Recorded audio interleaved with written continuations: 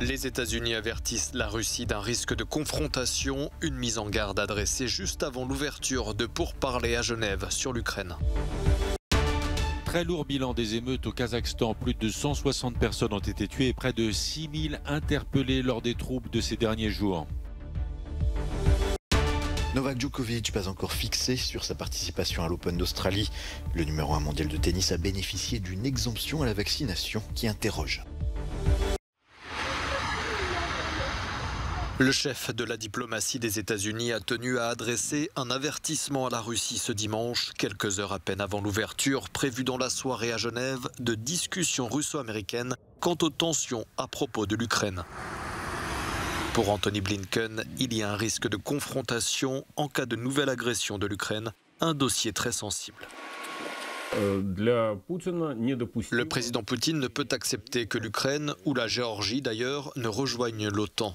Il a peut-être accepté que les États baltes soient devenus une cause perdue, qu'ils fassent partie de l'OTAN et tout le reste, mais il a décidé de s'accrocher à l'Ukraine. Et la seule façon d'assurer son autorité politique forte sur l'Ukraine est de créer des tensions à la frontière. Ces soldats ukrainiens qui combattent les séparatistes pro-russes sur la ligne de front orientale du pays estiment que les pourparlers ne changeront pas la politique du Kremlin envers Kiev. Bruxelles met aussi en garde Moscou. L'Union européenne et les États membres ont une position commune forte. Les États-Unis sont ensemble, les alliés de l'OTAN sont ensemble et nous disons très clairement, et ce sont des mots très clairs, qu'il y aura des conséquences graves et un coup sévère si la Russie s'aventure en Ukraine avec une action militaire. L'enjeu principal des discussions russo-américaines à Genève est d'arriver à rapprocher des visions en apparence irréconciliables sur la sécurité en Europe. À Kiev, plusieurs dizaines de manifestants se sont rendus au siège du gouvernement ce dimanche pour dénoncer haut et fort toute éventuelle invasion russe. Le bilan des émeutes de ces derniers jours au Kazakhstan est en forte hausse. Selon le ministère de la Santé, au moins 164 personnes ont été tuées, alors que la présidence révèle que les forces de l'ordre ont procédé à 5800 arrestations. Des manifestations pacifiques se poursuivent dans le pays, comme ici dans le sud-ouest à Janaozen, mais le porte-parole du président Tokayev estime que la situation est stabilisée. Rien qu'à Alma-Ate, où les émeutes les plus violentes ont eu lieu, au moins 103 personnes ont été tuées. Les proches des victimes font la queue devant les morgues pour identifier les corps. Les contestations ont commencé après l'augmentation des prix du gaz. Un conflit interne au pouvoir entre partisans de l'ancien président Nazarbayev et ceux de son successeur Tokayev pourrait en partie expliquer l'intensité des violences et la rapidité avec laquelle les émeutes ont éclaté. Répondant à l'appel à l'aide du président Tokayev, Moscou a déployé au Kazakhstan des troupes dans le cadre de l'organisation du traité de sécurité collective. Les talibans ont placé en détention un célèbre professeur de droit connu pour ses critiques à l'encontre du régime.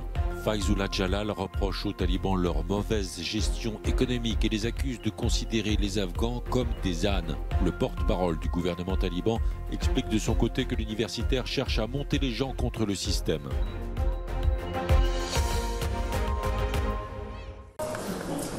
C'est l'une des vidéos qui pourrait mettre à mal la défense de Novak Djokovic devant la justice australienne. On y voit le joueur de tennis à Belgrade lors d'une cérémonie pour la sortie d'un timbre à son effigie. Nous sommes le 16 décembre. Problème, c'est ce même jour que le numéro 1 mondial de tennis est censé avoir été testé positif au Covid-19, comme il l'affirme. Alors, Novak Djokovic pourra-t-il participer à l'Open d'Australie ? C'est maintenant au tribunal fédéral de trancher. Une audience est prévue lundi matin, heure locale.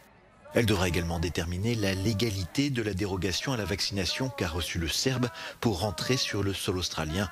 En effet, selon la réglementation sanitaire nationale, une infection récente au Covid-19 peut servir d'exemption uniquement pour les ressortissants australiens. En attendant la décision, comme chaque jour depuis son arrivée au centre de rétention, des dizaines de ses supporters et des militants anti-vaccins étaient encore présents ce dimanche à Melbourne. Novak Djokovic a remporté 9 fois l'Open d'Australie et ambitionne de s'offrir un 21e tournoi du Grand Chelem, ce qui le placerait au sommet de l'histoire du tennis, devant ses deux rivaux historiques, Roger Federer et Rafael Nadal. Un septuagénaire suédois a réchappé à une crise cardiaque grâce à un défibrillateur transporté par un drone en moins de 4 minutes. Sven ne donne pas son nom de famille, mais raconte avoir eu la chance qu'un médecin passait devant chez lui et que son épouse l'observait quand son cœur s'est arrêté. C'était le matin, il avait neigé environ 5 cm. Je suis sorti pour déblayer notre allée. J'avais fait à peu près la moitié quand je me suis effondré. Je ne me souviens plus de rien. Mon épouse était à la fenêtre, elle m'a vu par terre. C'est une ancienne infirmière. Elle a couru et elle a tout de suite commencé un massage cardiaque.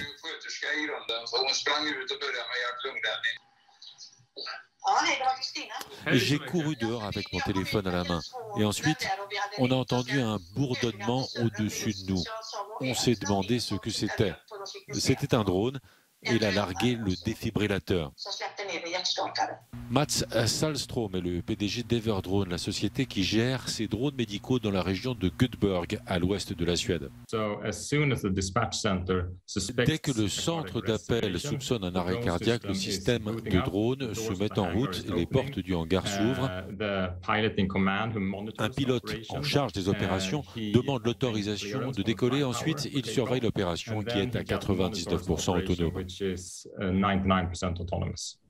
Le drone a déposé le défibrillateur à l'aide de treuils sans qu'il n'ait lui-même à se poser et bien avant l'arrivée d'une ambulance.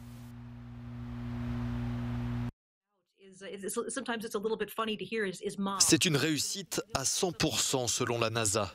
Le télescope James Webb a fini d'être déployé ce samedi à plus d'1 million de kilomètres de la planète Terre. Jamais par le passé le déploiement dans l'espace d'un objet d'une telle envergure n'avait été tenté. Pour le patron de l'agence spatiale des États-Unis, la NASA est un endroit où l'impossible devient possible. Il va nous falloir environ 6 mois pour commencer à recevoir des images. Mais quand nous le ferons, comme vous l'avez expliqué, Michel, l'horizon n'est pas la limite. Nous aurons toutes sortes de nouvelles connaissances sur qui nous sommes, ce que nous sommes, d'où nous venons et sommes-nous seuls.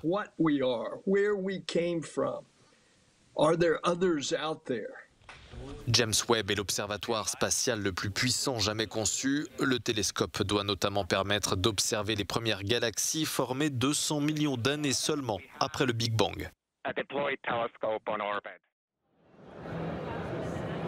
Parmi les pays qui ont participé cette année au salon CES à Las Vegas, la France a été représentée par plus d'une centaine de jeunes entreprises. La présence française au CES 2022 est énorme. Nous avons plus de 140 startups présentes qui participent à l'événement. Habituellement, nous préparons le CES pendant 1 an. Nous commençons les préparatifs en janvier pour le mois de janvier d'après.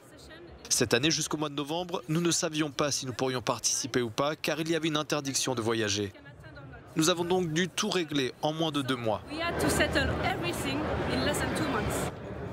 L'entreprise française Pose a fait le déplacement. Nous avons créé cette pochette, c'est une pochette intelligente. Vous mettez le smartphone dans la pochette et après 15 minutes, vous obtenez des points. Il s'agit d'un jeu pour encourager de manière positive à faire une pause dans la journée et à ne pas passer 6 heures sur son téléphone. Mon fils de 12 ans a négocié avec moi qu'après 3 mois d'efforts, il aurait droit à une paire de chaussures. L'entreprise Umbra cible également les utilisateurs et utilisatrices de smartphones, mais d'un autre genre. De nombreux professionnels de la sécurité ne font pas confiance à leur téléphone. J'ai été témoin de situations où ils n'étaient pas à l'aise avec leur téléphone posé sur la table.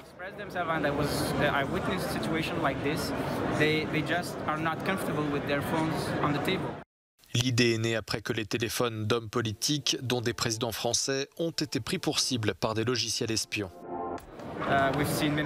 Nous avons assisté à de nombreux scandales comme celui de Pegasus qui a touché de nombreuses personnalités et professionnels de différents secteurs, gouvernements et pays.